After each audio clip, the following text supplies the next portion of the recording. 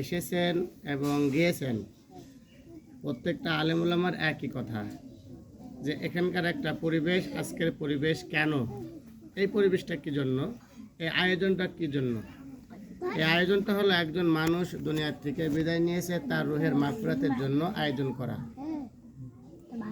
এই সামান্যতম একটা আয়োজন, এর জন্য অনেক কিছু এই বাড়ির লোকজন করেছেন। তার মধ্যে ডেকোরেশন, আমাদেরকে বসার জন্য একটা সামিয়ানা, রান্না বান্না, আত্মীয় স্বজনকে দাওয়াত দেওয়া, সকল কিছু একটা ব্যক্তির জন্য আয়োজন। সেই ব্যক্তিটা বললাম দুনিয়াতে নেই, ব্যক্তিটা কবরের মধ্যে। আমি আপনিও কবরে চলে যাব, আমার আপনার ওই কবরের সামানাটা এরকমভাবে ডেকোরেশন ওখানে করা দরকার। ওখানে আলো নাই, বাতি নাই, এসি নাই, জাজিম পাড়ার মতন কোনো কিচ্ছু নেই। কিন্তু যদি এখান থেকে যদি আমল করে যেতে পারি, ওখানে আমরা সব কিছু পেয়ে যাব। ওই কবরটা একটা নূরের আলো হবে, একটা ঘর হবে, লাইট পেয়ে যাব, সেটা নূরের আলো। ওখানে সামানা পেয়ে যাব, বিছানা পেয়ে যাব, খাবারের ব্যবস্থা থাকবে এমন যে জান্নাতের নাজ নিয়ামতের ওই সুঘ্রাণ আর নাজ নিয়ামত দেখা যাবে, এমন একটা প্রশস্ত রাস্তা করে দেবে যদি আমি আপনি এখানে নেক আমল করি। হযরত বলতেছিলেন, ওমা খলাকতুল জিন্না ওয়াল ইনসা ইল্লা লিয়াবুদুন, যে জিন ও ইনসানকে আল্লাহ তাআলা দুনিয়াতে পাঠিয়েছেন গোলামি করার জন্য, দাসত্ব করার জন্য। গোলামিটা কি? আল্লাহ তাআলার গোলামি, আল্লাহ তাআলার হুকুম। গত সপ্তাহে আলোচনা করলাম, ইয়া আইয়ুহাল্লাযীনা আমানু কুতিবা আলাইকুমুল কিসাসু ফিল কতলা। আয়াতটা অনেক বড়, দুইটা আয়াতের তরজমা গত 2 সপ্তাহ ভরে ফিনিশিং দিয়েছি। যে আল্লাহ তাআলা আয়াতে কারিমা নাজিল করলেন কেন? আয়াতে কারিমা নাজিল করার কারণ হলো, বানু নাজির আর বানু কুরাইজা নামক 2টা গোত্র ছিল রসুলের জামানায়। তারা নিজেরা একটা আইন চালু করলো, একটা প্রথা চালু করলো, সংবিধান চালু করলো যে তাদের মধ্যে যুদ্ধ হলে একদল যুদ্ধের মধ্যে মারা গেলে অপর দলের কাছ থেকে মুক্তিপণ নিত। মুক্তিপণের এটা হলো বিধান তারা চালু করলো যে হত্যার বদলে হত্যা করব, আর না যদি হত্যা না করি তাহলে আমাকে কি দিতে হবে? আমাকে 180 কেজি খেজুর দিতে হবে। এইটা ছিল এক দলের বক্তব্য। অপর দলের বক্তব্য ছিল এমন যে তাদের আইন, তাদের সংবিধান হলো এই যে আমার কেউ যদি মারা যায় আমাদের গোত্রের, তোমাদের গোত্রে তাকে হত্যা করব, না হলে আমাকে 200 মানে ডাবল দিতে হবে, 180 কেজির ডাবল 360 কেজি খেজুর দিতে হবে। তো বলেন তো, দুইজনের 2 রকম বিধান না?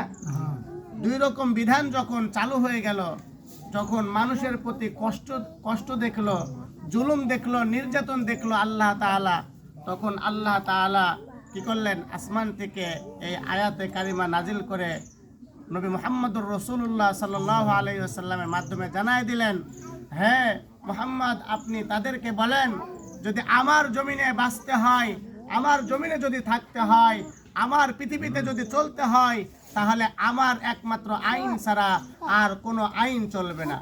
এটা কার কথা? আল্লাহর কথা।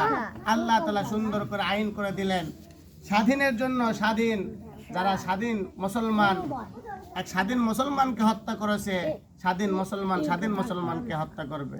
একটা নারীর জন্য একটা নারীকে হত্যা করা হয়েছে, ওই নারীর জন্য ওই নারী অপর নারীকে হত্যা করা হবে, তার মানে তার পুরুষকে হত্যা করা হবে না। ঠিক এরকম ওই সময় তো দাসী ছিল, দাসীর পরিবর্তে দাসীকে হত্যা করা হবে, এইটা বাদে কাউকে হত্যা করা হবে না। আল্লাহ তাআলা সুন্দর করে জানায় দিলেন। আর এইটাই বুঝাতে চাচ্ছেন, মূল কথা হলো, আমার দুনিয়াতে, আমার জমিনে, আমার আসমানের নিচে যদি কোনো ইনসান তোমরা যদি বেঁচে থাকো, চলাফেরা করো, তাহলে আমার আইন মানতে হবে, আমার বিধান মানতে হবে। যদি আমার আইন না মানতে না পারো, আমার বিধান যদি না মানতে পারো, তাহলে আমার জমিন ছেড়ে চলে যাও। কোথায় যাব আমরা? জমিন ছেড়ে কোথায় যাব? এই কথাই তো আল্লাহ তাআলা বোঝাইতে চাচ্ছেন যে কবরের মধ্যে বান্দা তুই আসবি, তুই সাধারণ 3 দিনের জন্য একটা সফরে যাস, তুই 3 দিনের জন্য কোথাও গেলে, ঢাকা গেলে, আমরা আমাদের আসবাবপত্র সব নিয়ে আপনাদের ইমাম সাহেব হজরত বলেছেন যেমন যে মোবাইলে চার্জার পর্যন্ত আমরা নিয়ে যাই, ব্রাশ করার জন্য ব্রাশটাও নিয়ে যাই, আমাদের সব কিছু নিয়ে যাই। তাহলে অনন্তকাল যে কবরের মধ্যে থাকতে হবে, সেই কবরের মধ্যে কি নিয়ে যাইতেছি? আল্লাহর জমিনে থেকে আল্লাহর হুকুম পালন করতেছি না, জোহরের নামাজ পড়লাম না, আসরের নামাজ পড়বো না, মাগরিবের নামাজ পড়বো না, তাহলে আল্লাহর কোন আইনটা আমি মানলাম? এই জন্য আমি উদাত্ত আহ্বান জানাবো এই কথার দ্বারা, ইয়া আইয়ুহাল্লাযীনা আমানু কুতিবা আলাইকুমুল কিসাসু ফিল কতলা, এই আয়াতের মধ্যে যা কিছু বলছেন এতটুকুই আপনাদেরকে সংক্ষিপ্ত বোঝাইতে চাচ্ছি যে এটা আল্লাহর জমিন, আল্লাহর জমিনের মধ্যে আমাদের সর্বপ্রথম আল্লাহর হুকুম পালন করতে হবে, তার মধ্যে 5 ওয়াক্ত নামাজ, ঠিক কিনা বলেন? তারপর থেকে আস্তে আস্তে নিজে নিজে যা পারি, যেভাবে আল্লাহ বলেছেন আমরা ব্যক্তিগতভাবে নিজে শুরু করি, নিজের ঘর শুরু করি, আস্তে আস্তে দেখবেন সমাজ, তারপরে দেখবেন যে ইউনিয়ন, তারপরে জেলা, এমনকি এক পর্যায়ে দেখবেন পুরা বাংলাদেশ, পুরা পৃথিবীতে আল্লাহর আইন চালু হয়ে যাবে। হবে কি হবে না? এই জন্য আমাদের সকলের আল্লাহ তাআলা যে নিয়ামত দিয়েছেন আর যে কথা বলেছেন, আমা খলাকতুল জিন্না ওয়াল ইনসা ইল্লা লিয়াবুদুন, এই আয়াতের তরজমা প্রতিটা মুসলমানের ভালো করে পড়া দরকার।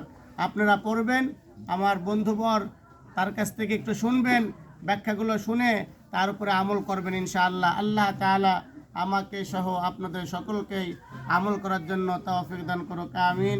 যিনি মারা গিয়েছেন তার রুহের এই মাগফিরাত দোয়া, আসলে তার জন্য আজকে দোয়াটা শেষ দোয়া না, সন্তানরা 5 ওয়াক্ত নামাজে দোয়া করবে, যারা আত্মীয় স্বজন আছে, ভাই ব্রাদার থেকে শুরু করে রক্তের বাঁধন যারা আছে, 5 ওয়াক্ত নামাজ পড়বে আর 5 ওয়াক্ত নামাজে দোয়া করবে। আমি আপনাদের জন্য দোয়া করি যেখানেই থাকি না কেন। কালকেও এক জায়গায় গিয়েছিলাম, হাতিয়া গিয়েছিলাম, আমার উস্তাদ হাফেজ মাওলানা মিজানুর রহমান সাহেব হুজুরের সঙ্গে সফর সঙ্গী হয়ে ওখানে যে সময়টা পেয়েছি আপনাদের সকলের জন্য দোয়া করেছি, সকল মুসলমানের জন্য দোয়া করেছি এবং দোয়া করব। আমার বন্ধু বলল যে আপনাদের মসজিদে আসরবাদ আমি যেভাবে মক্তব পড়াইতাম, মক্তবটা চালু করেছি, আপনাদের সন্তানকে পাঠিয়ে দিবেন। আমিও বাদিশা যুবকদেরকে নিয়ে, মুরব্বীদেরকে নিয়ে একটা ব্যাচ চালু করেছিলাম, যে কোরআন শিক্ষা ব্যাচ, আপনারা আমার বন্ধুর কাছে ওখানে শিখবেন ইনশাআল্লাহ। আর আমি আর মিজান হুজুর মিল্লাইনের মসজিদের ইমাম সাহেব, জয়নাবাদ চরপাড়া তার বাড়ি, হাফেজ মাওলানা মিজানুর রহমান খান, আমরা মাদ্রাসা করেছি, যে মাদ্রাসার উপদেষ্টা হিসাবে বাসার হুজুর আছেন, আমিও আছি এবং মাদ্রাসার সার্বিক দায়িত্বে আছি আমি।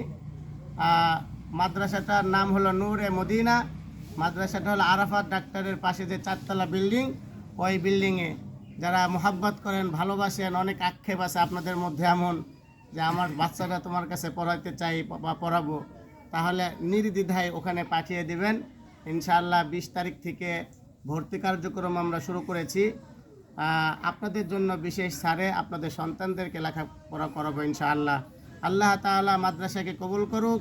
আশপাশে যত মাদ্রাসা আছে, চরপাড়া, মণ্ডলপাড়া সহ তামাম দুনিয়াতে যত ইসলামী শিক্ষা যে প্রতিষ্ঠানগুলো আছে, প্রত্যেকটা প্রতিষ্ঠানকে কবুল করুক, আমিন। ওয়া আখিরি দাওয়ানা আনিল হামদুলিল্লাহি রাব্বিল আলামিন। আসসালামু আলাইকুম ওয়া রাহমাতুল্লাহি ওয়া বারাকাতুহু।